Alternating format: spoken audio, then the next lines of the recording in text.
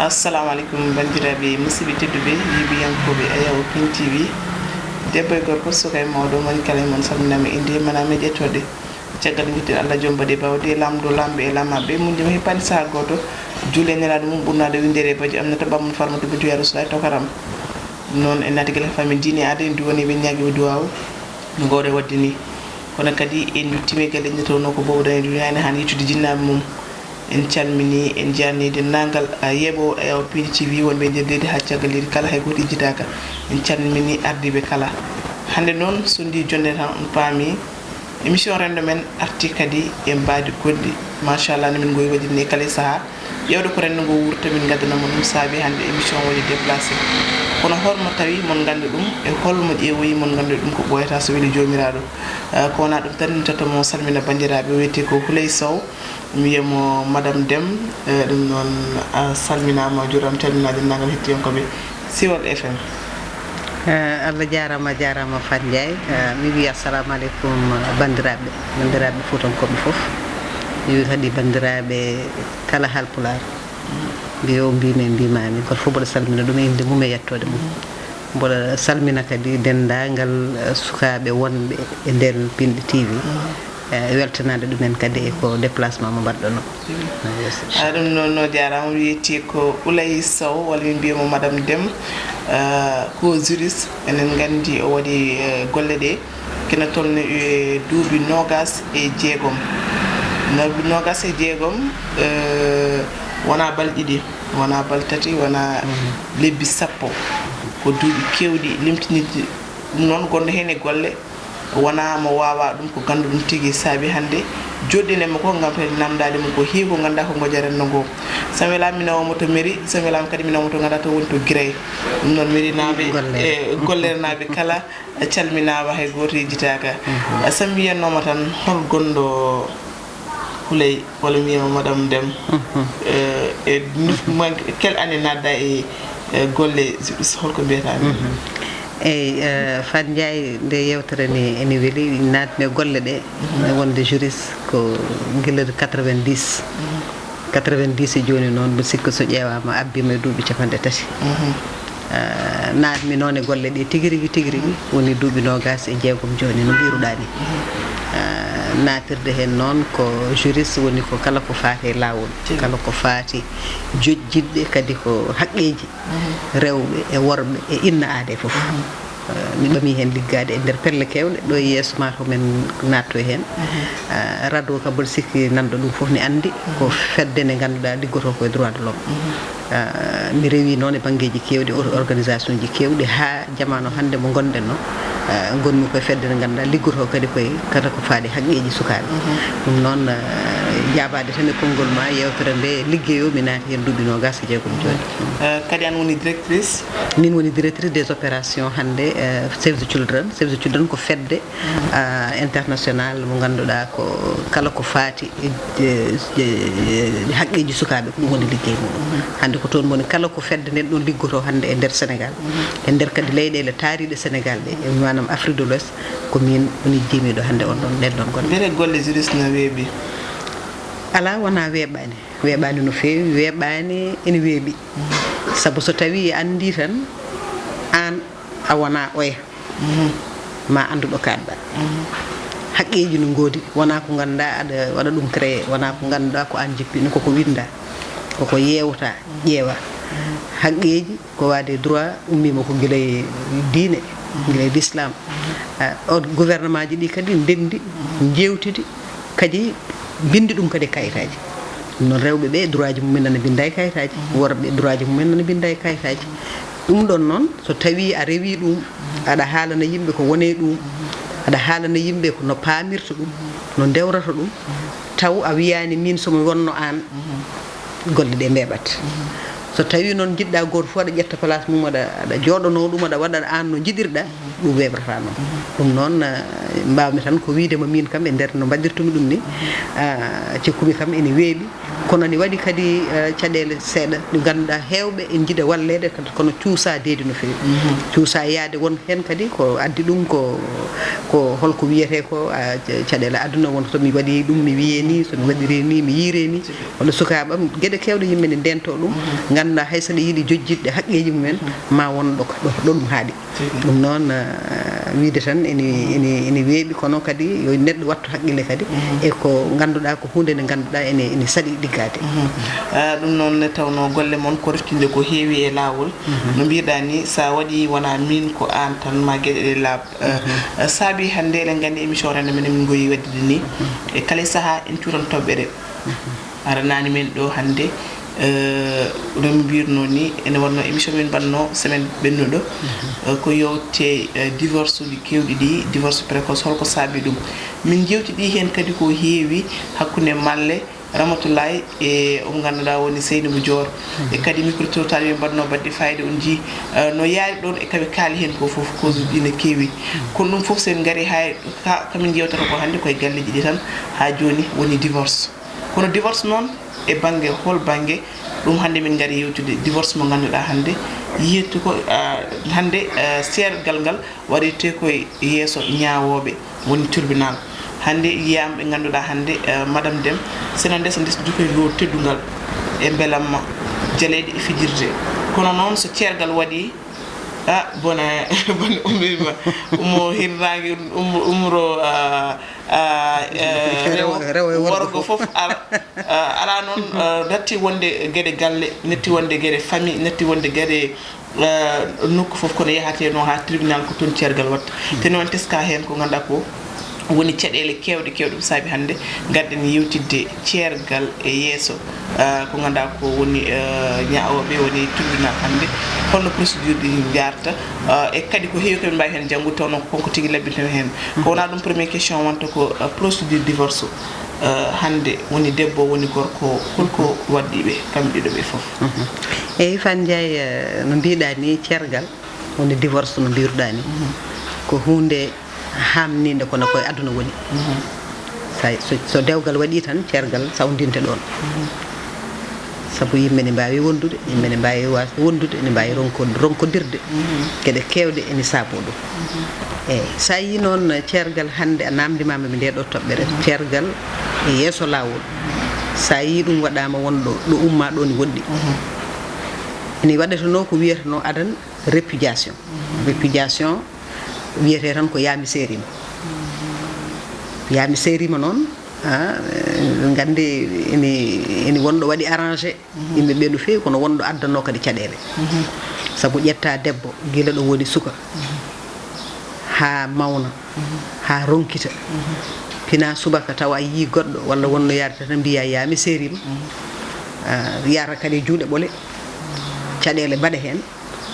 sa yi ɗum waɗama procédure uji rewɓe ɓe mi dewi ɗum ha mbi kañumen yo mbaɗe protégé répudiation wasa weeɓirde noon ko addi ɗum kadi goɗɗum haade mi haalandemo procédure o kadi debbo ene seere jaaha ha ndesodira e goɗɗo gorko ummitoɗa arta wiya ko joom suudam ɗum fof ene waɗa addino ɗum kadi ko worɓe ɓe so ndesi ene jaaha ne jiiloyo kayitaji pour wonko wallitta ɗumen e banggue prise en charge sukaɓe mumen walla ustanede impôt ji mumen kamɓe worɓe ɓe jaaha jiiloyo kayit laamu noon wi ko sa resi debbo a addi kayitaji a ari a holli kam a resi mi windanima kayit ñande ɗa woppa mo ar haalnam ko min waɗata ɗum laawol jogui tan ko logique mum laawol wi ko ɗon mbawi resodirde e galleji oɗon mbawi resodirde e juma kayit ne winde toon kono so tawi a addi kayit o yam a wi a holliti kam ana resi kaari minne woodi ko ustanmami e impôt ji ma woodi prestation ji familial joɓanmami pour sukaɓe ma ñande ɗa woppa on ɗon addu hollam mi taƴi ɗum ko ɗum addi ɗum donc ɗum noon addi ɗum fof ko protection waɗi debbo hen e gorko hen protection noon wona e debbo tan hay worɓe ɓe ne mbaɗire protégé so baggal procédure so yeehi e divorce so tawi debbo gorko resi ɗum wi ko kañum tan resi fini subaka wi ɗum mi serima yeehi rewani e lawol taw ko monogami signino manam ko debbo goto so resti debbo goɗɗo debbo o e mo serno ni wawi wadde mo attaqué en justice ɓade ala kayit ɗum noon eɗen gandi wonɗo ɗum ummi wonko addi ɗum wonko saabi ɗum tagui ceergal ene nawe yeeso tribunal nawede yeeso tribunal noon firtani bonodiral ene waɗa saabu lawol juge uji ene mbaɗi kadi kañumen ene gandi koye société gonɗen ɓe gadorto ko so tawi ari ɗon ko wiide ngare mi ƴeewa mataw ko firna wonno ɗon e hakkude moɗon ngare mi fewnita hakkude mon mi ƴeewa ko muusma mi ƴeewa ko muusa gorko mi ƴeewa reglude ɗum jiitodiron mbason bettodirde ceergal wasa taƴɗe ɗon ɗum addoto waɗede c'est la première étape ɗum woni procédure o homno sen paami no diine ni sen gandi haadi so tawi ena seera arata taƴa kono ma ƴeewto no wawi kadi fewnede fewnitde dewgal ngal kete yeeso lawol kadi ko noon yarata absolument leeso lawol kadi ko noon yarata eyyi haade mum arde toon noon e procédure code de la famille windi ko toɓɓe ɗe ganduɗa ko ɗum addata ceergal wona mi welama tan mi ummima ya lawol ma walla seeram wona noon ɗum yarata ni waɗi cause uji de divorce 10 cause de divorce ko ɗum woni ɗon e nder code de la famille ene waɗi hen toɓɓere nde ganduɗa noon wiyete ko so tawi tan on natti wawde wonodirde wondude ceergal nde dagui ɗo a wawa resde debbo a ñamminta ɗum a yarnata ɗum a toppirta ko ɗum mbiya kadi ceergal wonta hakkude ma a wawa resde debbo aɗa waɗa adultère manam aɗa wonda e woɗɓe te rewani e lawol ɗum fof la tawa debbo ni waɗa adultère ni wonda e woɗɓe a yii ɗum eɗen gandi hay l'islam weɓnani ɗum ko sago ko seedeji ɗum fof ne waɗa ɗum ko nani e lawol e l'islam ɗum fof nde waɗi nde so ari juge o addoto wiide ko est ce colle kam preuve oɗon ndesdiri gadde kayit so kayit o ne woodi woni certificat de mariage o hollire so ala mi waɗi procédure ɗo rewrete ha certificat de mariage o dañe hayso jomumen desdiri ɓuuri duuɓi capannayyi yeyete ko mairie yiile kayit biyeteɗo certificat de non objection yiilire jomum yiile on ɗon kayit totte adde seedeji tawanoɓe dewgal kayit o winde nde fuɗɗa reftinede e lawol ɗum ɗon ene waɗe mi haalnima noon procédure so yettima juge o addoto wadde ko procédure de conciliation weldita jomumen so jomumen nandirani wawi wiide jeehe ha ñalawma naggam ɗum noon sa ƴeewi procédure divorce so ari tribunal wona addama hande tan taƴama janggo ene leela ene wawi juutde saabu ɓe ƴewata ko hen ko jomumen ne mbawi habde jiitodira après peut être ko firtina wonno hen ɓe leltina ɗum sabato saaha jeeya divorce mo ganduɗa waɗi duré 2 ans eyyi waɗi noon ko lawol ngol ni waɗi ɗum sorale ni waɗi ni ƴeworo ɗum kañum ne ɓato ɓeɗo ko firtina tan adduno ɗumen ɗo ɓe ko laayiɓe tan somi yaawi mi taƴi jomumen yama yidde ni hetti hakkude mumen probléme waɗa hen ɗum noon ni leltina ɗum so yeehi noon ha andi won goto e mabɓe kañum wi ko kañum ala hen wawa welditede yiiɗa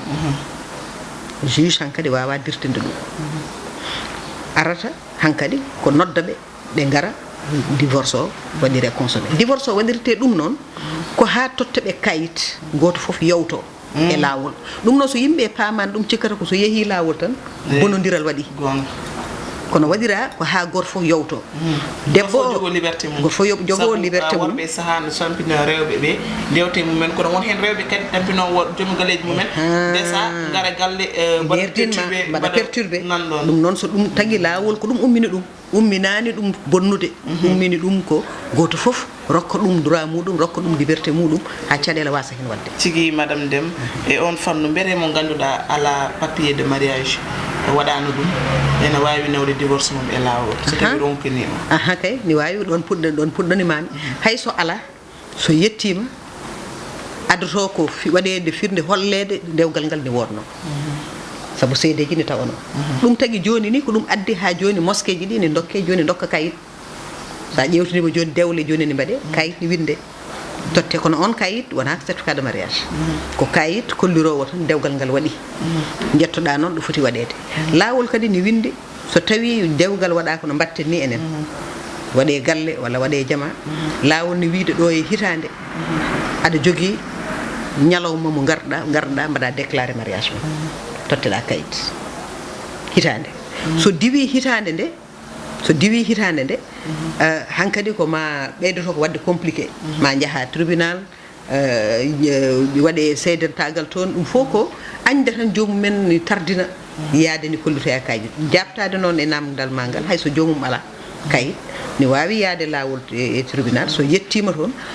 haala ka fewnidde kayit o yiile ha para nde divorce o fuɗɗa waɗede prononcé joni so tawi o ala kayitaji no watta haw wawa hebde haw wawa yaade kadi no wawata hebde ɗum no mbimami ni ko mairie ɓe gonno ɗo ko ɓen tottatamo o nawat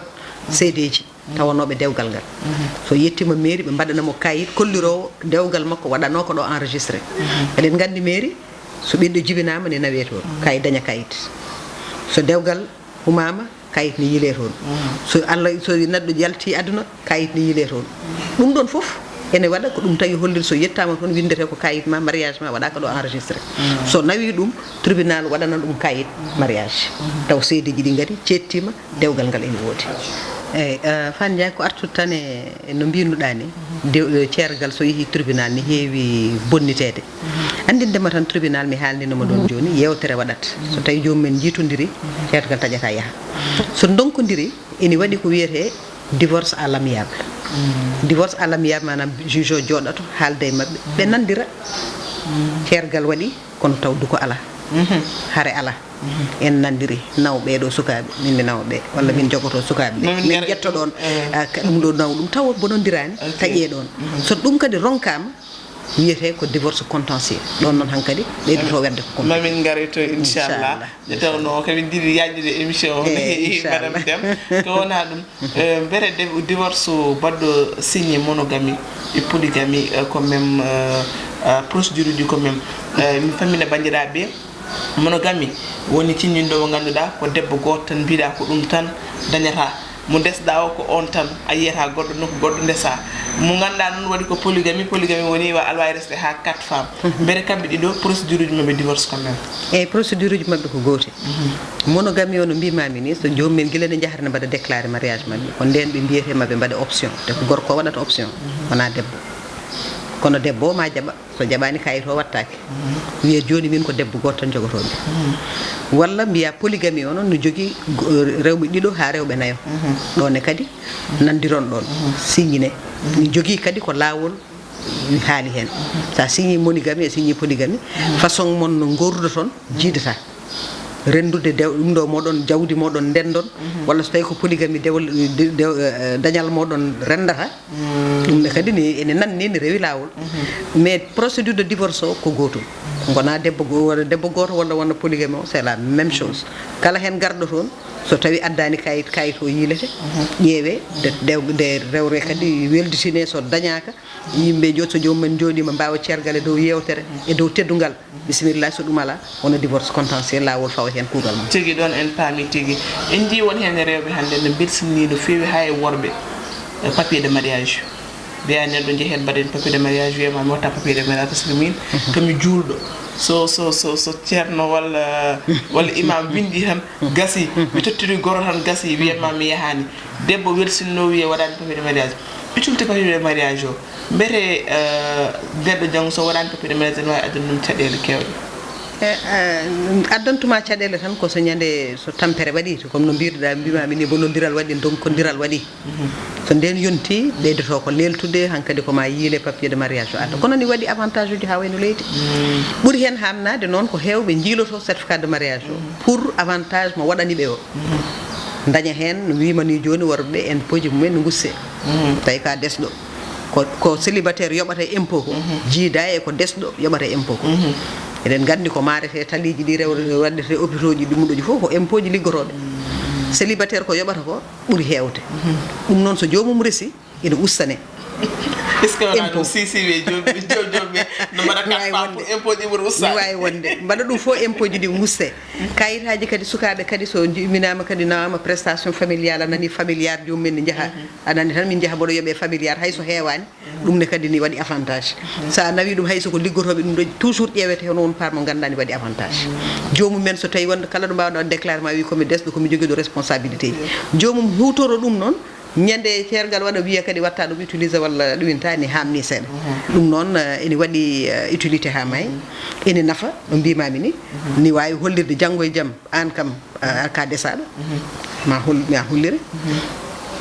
ma hollire également goɗɗo wawa arde wiya oɗo ko joom suudam ala kayit goto ɗo hollira ɗum kayita mariage oy to nanɗo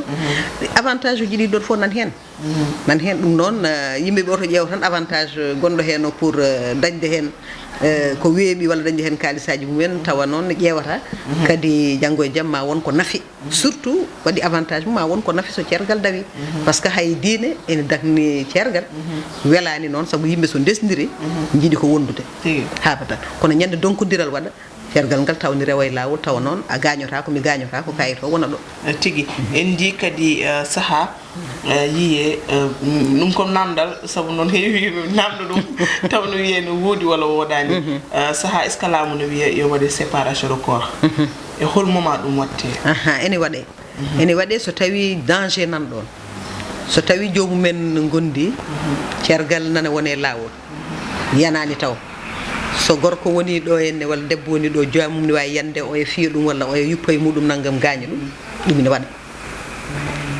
séparation de corps waɗe ɗum ene waɗa ko lawol yamirta ɗum sa yi kala ko waɗa tan ene jogui sababu mum so firna ala hen saabu ɗo joni sa ƴeewi yimɓe pratiquement natti hoddude no koɗirnoɗen adana yimɓe koɗirno ko yumma e bamma e gorgolaɓe en galle c'est la grande famille enen gandi ɗum joni ko an tan e joom suudu ma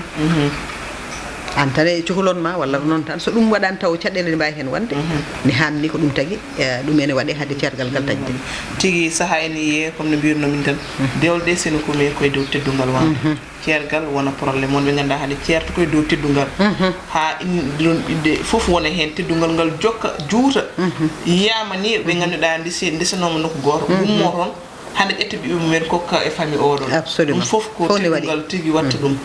kono en jii parfois ceerle ɗe jahan ha tello e sukaɓeɓe woni hande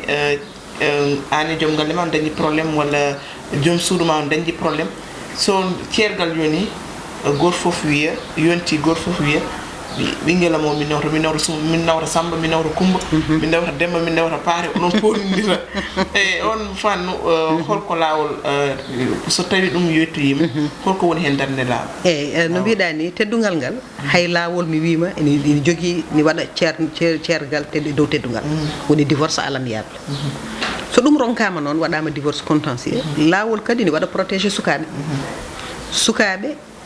tawi ko en ɓe entaka taw muynowo walla hoye noon tottir ɗum bammum kam wiyaɗa fotta ɗum ɗumen ɗum wona hunde kadi nanninde lawol ene ƴeewa hol hen ko woni hen ko ɓuuri fewde ko totta ɗum yumma walla totta ɗum baaba mi rokkatede ɗo tan yeeru so tawi yumma ni waɗi jogui caɗele hoɗi ko galle mumen rutto e galle mumen ko galle famille ala moyen ji no wonir toon wonde toon sukaɓe ɓe gonata dans de bonnes conditions foɗonta ko wiɗen ƴetta sukaɓe ne nawa ɗumen lawol ƴewata ɗo sukaɓe ɓe poti wonde tawa ne daña hen condition de vie mumen lawol taƴa ɗum so jomum wona neɗɗo wiyata totte kam lawol ƴewa jomumen so nandiri ɗon so tawi nandiri poɗodiral ala lawol ni dagna ɗum ala probléme e ɗum no mbimami ni ko divorce mariage alamiyable ni nawɓeɗo ko cukalon tokocon taw wonde mumen saabu ko babiraɗo tottat ɗumen ko wiyete pension alimentaire ɗum ene waɗa jomum wurna hen sukaɓeɓe so tawi ɗum ɗon pamodiral ngal wawa wadde noon lawol taƴata ɗum koye dow intérêt sukaɓeɓe lawol yeehi ha tetta sukaɓe e yummumen tetta ɗumen e bammumen totta ɗum koddiɗo lawol waɗi ɗum so tawi baba ko neɗɗo mo ganda joɗaki ko neɗɗo mo ganda rewani lawol gartowo taw weeti walla taw ko yama ko neɗɗo dal mo fewani mo rewani lawol ko jaro sangara ne yanaga watta ga on ittitaki sukaɓe ɗi totte lawol watta ko protégé ko sukaɓe ɓe ene ƴetti sukaɓe ɓe waɗa désigné neɗɗo mo ganduɗa kañum renata sukaɓe kañum wondata e mumen lawol yeehi hana waɗa ɗum pour te dire tan ko yimɓeɓe wona goto fof ko min ɗawata ɓe so yettima lawol wiyata ko nandire so nandiri ana nawi Samba e Demba min mi joguima ɓe pour telle raison très bien duko ala ɗon so donki famodirde kañum ƴewata koto ɓuuri cukalel ngel ɓuuri fewde e muɗum nawa ɗumen toon totta ɗumen toon woppa toon o yani tottoro pension familiale pension alimentaire jomum jogo hen sukaɓeɓe hay ɗonne kadi caɗele ma ene goɗi hen men eɗen mbawi yewtude hen saabu pension rewɓe hewɓe e komin jiyata wona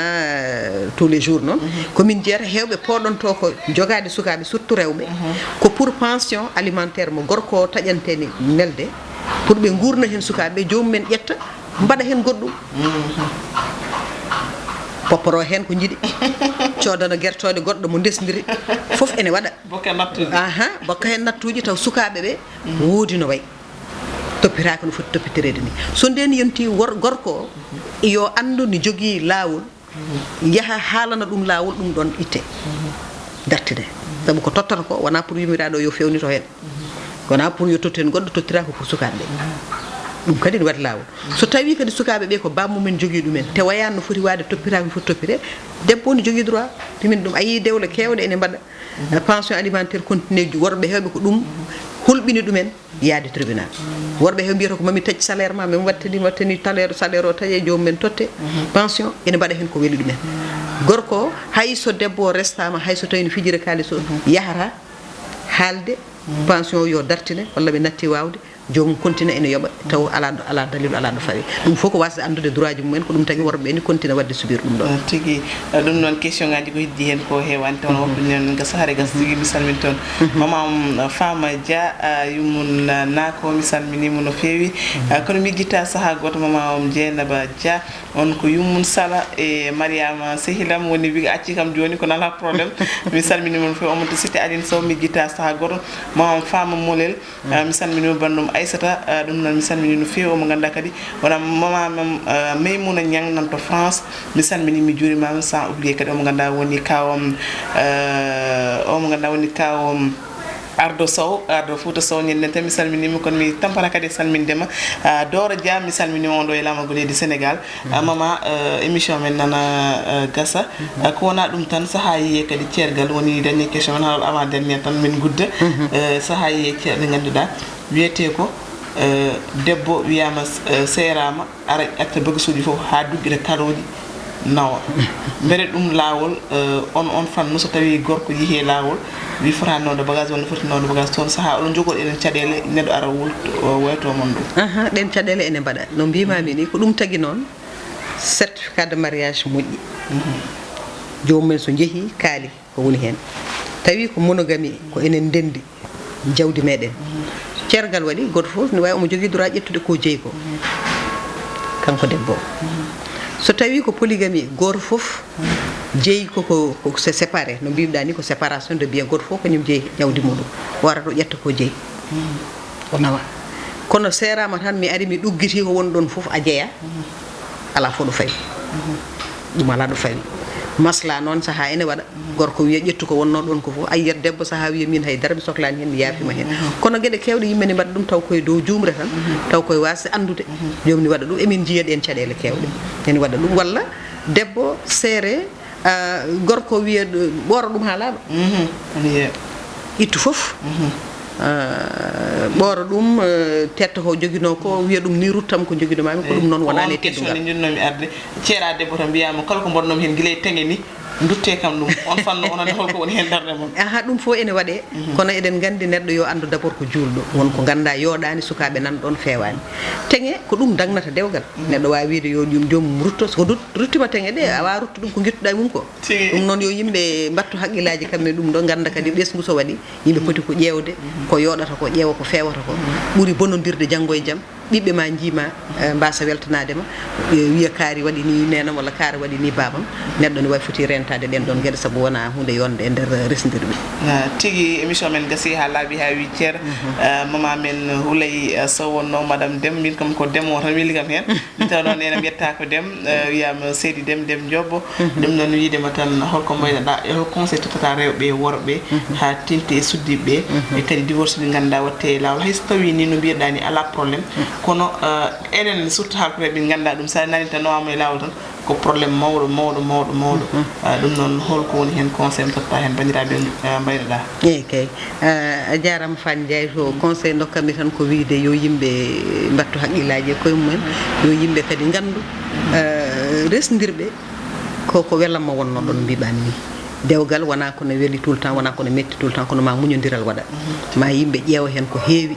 a wodat ko goppuɗa woda ko goppumi ne yimɓe mbawa wondude so ɓesgu woni ɗon e hakkude men yimɓe ne poti rentade won hen e gueɗe debbo ne foti andude joom galle muɗum woni kilifa muɗum ɗum ne jogui fayida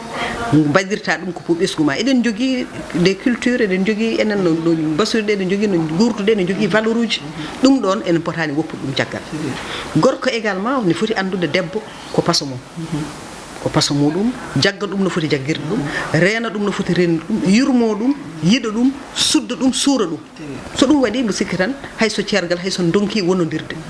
oɗon mbawi serde taw koye dow teddugal taw koye dow jaam te haala watta coow watta ɗum noon yo yimɓe ndento koye mumen ganda noon aduna o so yimɓe kesi ndesdiri gondiri poti ko maslodirde ɓuuri won hen e gueɗe ɗe ganduɗa ene mbaɗa ɗum taw fewani janggo e jaam sukaɓe ma mbasa weltanadima ko ɗum tagui yimɓeɓe ne ndeno lawol ngol tan kono lawol ngol waɗiri tan ɗum ɗon ko pour wadde protégé gorko e debbo fof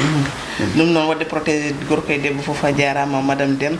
kadi yittudema e jarndeɓe saabu ɗum kadi weɓani accude golle mum e foof hande ka taƴƴo golle ma gam wawde kadi jooɗade kadi weltinde kadi kono famminde kadi yeeɓiyankoɓe Piindi TV wiɗem tan a jarama en ngala jubrima kono en calmini kadi mawɗo gallo monsieur Deme konkone kadi so tawi hokkano men kadi oɗo opportunité min mbawata ɗum wadde ɗo woni fo jamal kisal wone makko ɗum noon calmini kadi mirinaɓe kala e kuuɓal ɗum noon wiide kadi dañde hono waaɓe ni kadi e leñol ngol ko yettere Allah no fewi tawno ko ɓeyrade tigui taw hewɓe hande ko wasde andude tan nangataɓe e ko heewi wiide noon équipe technique o foof jarnama Samba Diop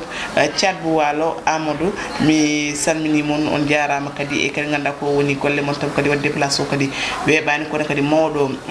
technique ɗum ɗo